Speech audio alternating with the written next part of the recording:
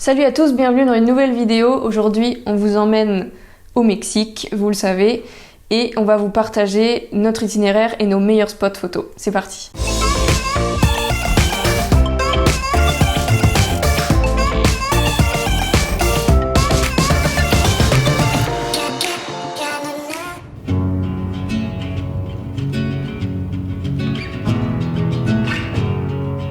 Alors à Akumal, on a découvert en fait le Mexique. C'était vraiment les premiers pas qu'on avait à faire. On est arrivé devant une mer complètement turquoise avec du sable extrêmement fin. Et c'est marrant, je me suis fait la réflexion, on parle de sable fin sur les îles paradisiaques. Je vois pas comment le sable peut être plus fin à des endroits qu'à d'autres. Pour moi, le sable c'était grossier, mais là c'est vraiment du sable hyper fin. À Akumal, on y était allé pour une raison simple, c'est que c'était un spot pour voir des tortues. Et c'était un de mes goal life de voir des tortues, de nager avec des tortues. Du coup, on est allé à l'eau. Et une fois qu'on est sorti, on s'est dit, allez, on va essayer de se mettre tout de suite dedans et de faire notre premier shooting avec les montres. Du coup, on avait pris tout notre matériel, on s'est posé sur une espèce de petite plage, un endroit où il y avait un peu de pelouse à côté, et on a commencé à shooter et c'était juste incroyable. Les lumières, le bokeh, le fond, c'était juste ouf. C'était plutôt pas mal de commencer par Akumal dans le sens où je pense qu'on aurait été déçus de le faire en dernier parce que c'est pas la plus belle plage, c'est pas l'eau la plus turquoise. Et du coup, c'est bien de commencer par là pour se rendre compte après à quel point le reste est exceptionnel.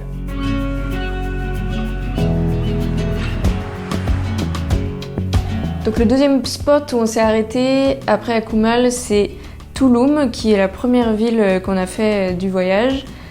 Alors la ville en elle-même nous a pas forcément passionnés en elle-même, mais on s'est rendu aux ruines qui sont du coup près de la plage et près de la mer. Et donc là, c'était notre premier contact avec un site maya. On a pu commencer à observer l'architecture, tout ça, et aussi les animaux qui traînent dans ce genre de lieu, notamment des iguanes qu'on a pu voir. Donc on est resté là-bas un petit moment, et en repartant des ruines, donc il y a un espèce de chemin assez long, et on voit au bout du chemin un truc qui traverse la route. On se dit tiens, il y a des singes par là et tout. Et en fait, non, c'était pas des singes. C'est un animal qu'on n'avait jamais vu auparavant, ni dans les livres, ni nulle part. Moi, je connaissais pas ce truc. Et en fait, au début, on en voit un qui vient nous voir, puis deux, puis trois, puis quatre, puis peut-être une vingtaine ou une trentaine, je sais pas combien ils étaient, mais il y en avait partout autour de nous. Après plusieurs recherches sur Internet, on a appris que ces petites bêtes s'appellent des coatis, ou des ratons laveurs du Mexique. Non. Si, c'est ça. Des ratons laveurs du Mexique.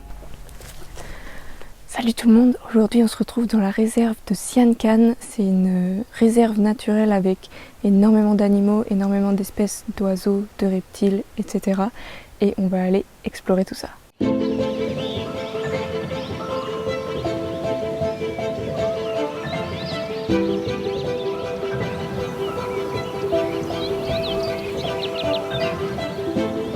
C'était assez incroyable d'arriver le matin devant Martine, qui va être notre guide toute la journée, et de se dire aujourd'hui on n'a pas à réfléchir. C'est vraiment, on se laisse aller et on part à la découverte de ce lieu, Siancan, qui est une réserve naturelle.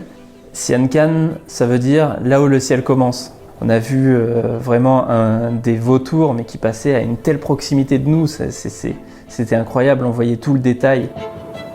Premier nez à nez avec un crocodile de ma vie, qui n'est pas mené dans un zoo, où il n'y a pas une vitre entre lui et moi. Et moi, je lui ai donné un défi à Martine, c'était quand elle a demandé « Qu'est-ce que vous souhaiteriez voir ?» Moi, je lui ai dit un toucan. Je voulais absolument voir cet oiseau incroyable. Et on a passé toute la journée sans voir de toucan. On est sur le dernier site maya sur lequel on est en train de marcher. Et là, d'un coup, elle nous arrête, elle dit « Stop, regardez, il y a un toucan. » Et là, on lève les yeux. je prends mon appareil, je shoot, j'ai peut-être 3 secondes où je vois le toucan avant qu'il s'en aille. Et du coup, ça a donné une photo qui pour moi restera dans mon esprit parce que c'est vraiment un moment, c'est hyper fugace quoi. Ça a duré 3 secondes et j'ai pu l'observer avec mes yeux, j'ai pu l'observer avec l'appareil et garder ce souvenir-là d'un magnifique toucan.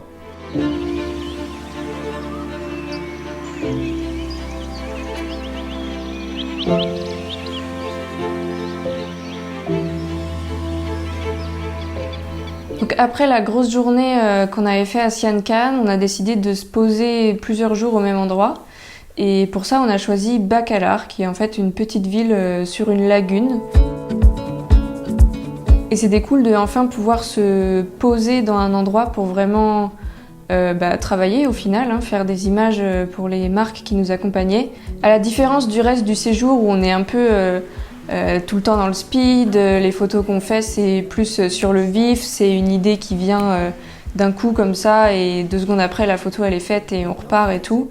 Là c'est vraiment un spot où on s'est posé et forcément les images elles sont pas travaillées de la même façon, elles sont un peu plus vraiment posées au niveau du modèle, du produit, etc.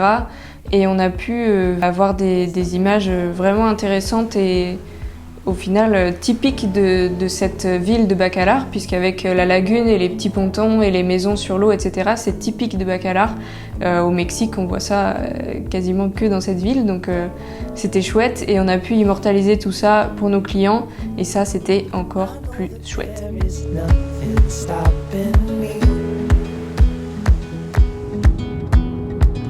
Une nouvelle étape sur notre parcours, on a pris la direction de Calakmul, donc on se prépare pour y aller tôt. On s'était un petit peu renseigné avant, on savait qu'il y avait une route incroyable à faire. Et Martine, notre guide de Sian Ka'an, nous avait dit moi ce que je préfère quand je vais à Calakmul, c'est faire l'heure de voiture entre le premier checkpoint et l'arrivée dans le lieu. On s'est dit mais c'est fou. Et là on est en plein milieu de la jungle. Il y a un sentier qui est large comme la voiture. À gauche et à droite, c'est vraiment la jungle profonde. Au-dessus de la voiture, il y a vraiment les arbres et la végétation qui a fait quasiment un tunnel à certains endroits. Les arbres se sont rejoints. Et là, on commence à entrevoir au loin donc un petit cochon sauvage qui court. On a croisé... bien sûr, c'est très fugace. On n'a pas le temps de les prendre en photo ou de faire quoi que ce soit. On croise un faisan vraiment au détour d'un virage. Toute cette route-là, effectivement, a duré 1h, 1h20 avant qu'on arrive même à Calakmul pour voir ce qu'on était venu voir finalement. Donc c'était assez incroyable. Bienvenue à Calakmul. Aujourd'hui, encore une réserve naturelle avec énormément d'animaux à voir, mais avec aussi des sites mayas impressionnants. C'est un très bon spot pour les photos, il y a énormément de diversité. On va checker tout ça. Il faut savoir que Calakmul, on l'a choisi parce que c'est un des derniers vestiges déjà sur lesquels on peut grimper. Et grimper sur un vestige maya, c'est se donner la possibilité d'observer au-dessus des arbres encore une fois et de vraiment observer la nature et ce mélange pierre-nature qui est juste incroyable à mon sens. C'est juste le kiff et il se passe 2 choses. Il y a vraiment la visite des lieux en eux-mêmes. Par contre, dès qu'on arrivait dans la partie jungle, on se taisait, on essayait de chercher les bruits comme Martine de Sian Ka'an nous l'avait appris. Et là, on entendait un bruissement de feuilles, on tourne la tête et là, on voit des singes. Et il y avait vraiment des colonies de singes partout dans Calakmul. C'est sous nos yeux tout le temps, on ne le voit pas. Et quand on se tait, quand on prend le temps d'observer, ça apparaît. Et là, ce spectacle-là, il restera jamais dans ma mémoire à moi et je pense à jamais dans la mémoire d'Amandine aussi.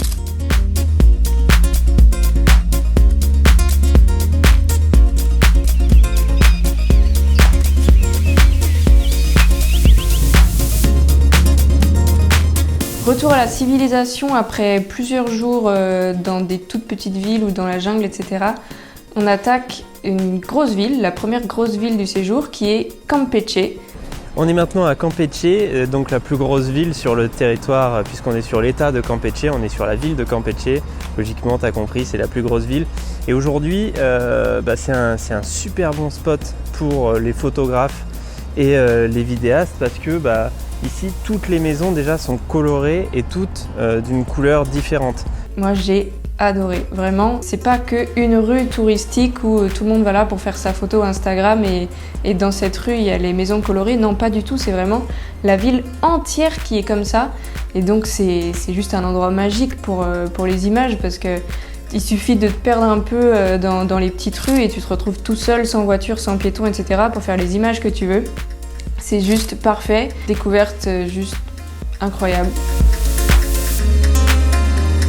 Nouvelle destination, nouveaux vestiges, on a décidé de faire la cité d'Uxmal. C'est complètement différent de Calakmul puisque les vestiges sont bien plus conservés, sont bien plus jolis, il y a des gravures, il y a vraiment des représentations qui sont faites dans la pierre, donc c'est vraiment très joli. Par contre, il n'y a pas de jungle, on ne peut pas déambuler dans la forêt, etc. comparé à Calakmul, mais donc c'est un site archéologique à faire absolument aussi.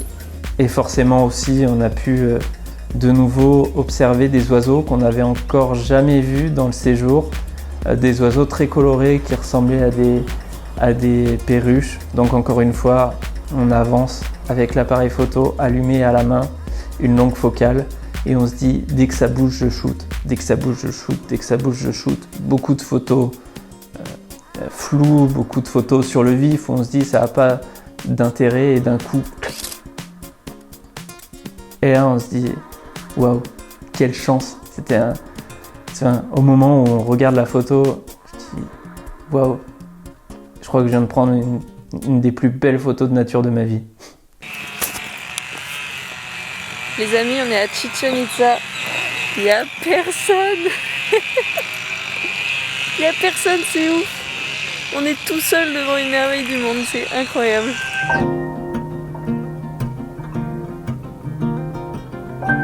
Nouveau jour, nouveau site Maya. C'est le dernier du séjour, mais pas des moindres, puisque c'est Chichen Itza, c'est la 7e merveille du monde. Le lieu en lui-même est incroyable, parce que en effet, de tous les sites Maya qu'on a fait, c'est le temple le plus beau, le plus symétrique et vraiment le plus beau et le mieux conservé qu'on ait vu. Et pour ça, c'est incroyable. Mais à côté de ça, par rapport à Uxmal et Calakmul qu'on a fait avant, c'est-à-dire que c'est hyper touristique, t'as pas de jungle, t'as pas d'animaux, tout ça en fait tu l'as pas, donc c'est hyper intéressant d'y aller et c'est hyper challenging pour un photographe ou un vidéaste de trouver justement les angles pour prendre un peu cette merveille autrement que tous les touristes qui viennent avec leur téléphone et qui font clic.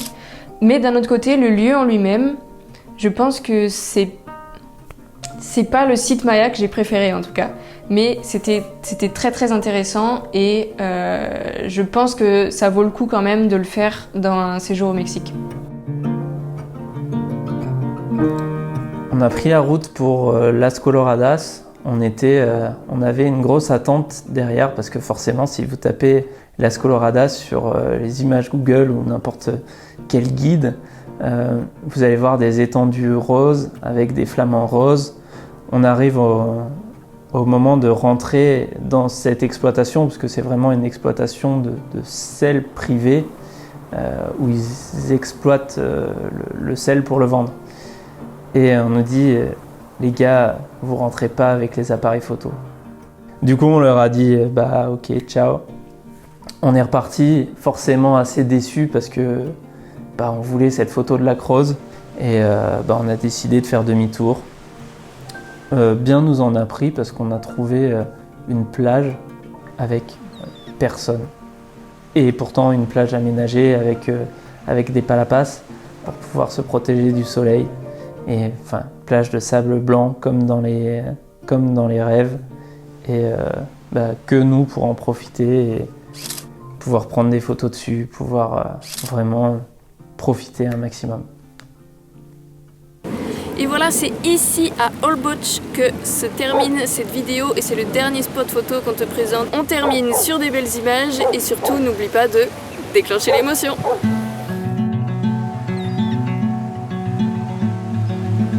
Ce voyage-là, je pense que c'est celui qui m'a le plus apporté. C'est ultra diversifié en fait. Il faut apprendre à entrer en harmonie au milieu de l'environnement qui nous entoure.